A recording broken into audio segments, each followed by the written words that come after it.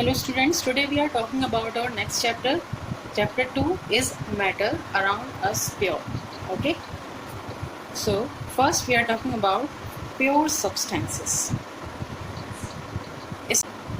A pure substances consist of a single type of particles, or a pure substance consists of a pure single form of a matter.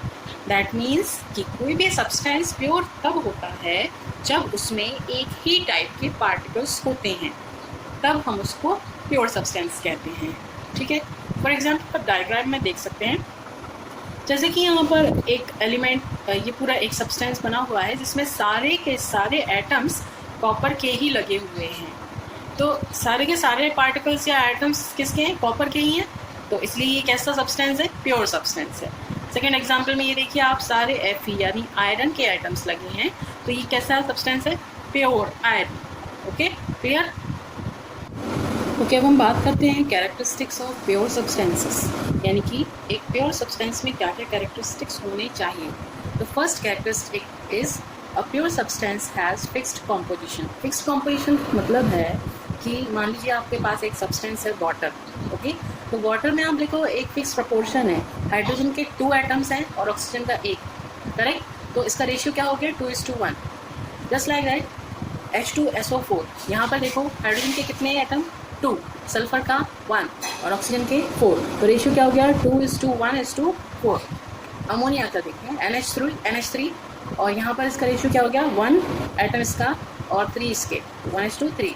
Second point या second characteristic is pure substances have definite melting point and boiling point. Melting point आप जानते हैं, कोई भी चीज़ जब melt हो जाती है, जिस टेम्परेचर पर कोई भी चीज़ मेल्ट होती है, वो उसका मेल्टिंग पॉइंट कहलाता है. और बॉइलिंग पॉइंट क्या कहलाएगा? कोई भी मैटर या कोई भी सब्सटेंस जिस टेम्परेचर पर बॉयल हो जाता है, उसको हम बॉइलिंग पॉइंट कहेंगे उसका. ओके, तो इसने क्या कहा? डेफिनेट का मतलब है, मैंने कहा अगर वाटर 100 डिग्री सी इसका बॉइलिंग पॉइंट है ना, तो 100 डिग्री सी एक एग्जैक्ट वैल्यू होगी ना, डेफिनेट वैल्यू होगी ना. ठीक है, तो प्योर सब्सटेंस है क्योंकि तो वो 100 डिग्री सी पर ही बॉयल होगा. बट अगर उसमें कोई भी इम्प्योरिटीज मिक्स हैं, तो उसका जो बॉइलिंग पॉइंट है वो क्या हो सकता है? कम या ज़्यादा हो सकता है. Now third point is pure substances can not be separated into other kind of particles by any physical method. That means कि अगर हम प्योर सब्सटेंस को ब्रेक करते हैं या उसे हम सेपरेट करते हैं, तो उसमें से कोई भी दूसरे पार्टिकल नहीं निकलेंगे. ठीक है ना?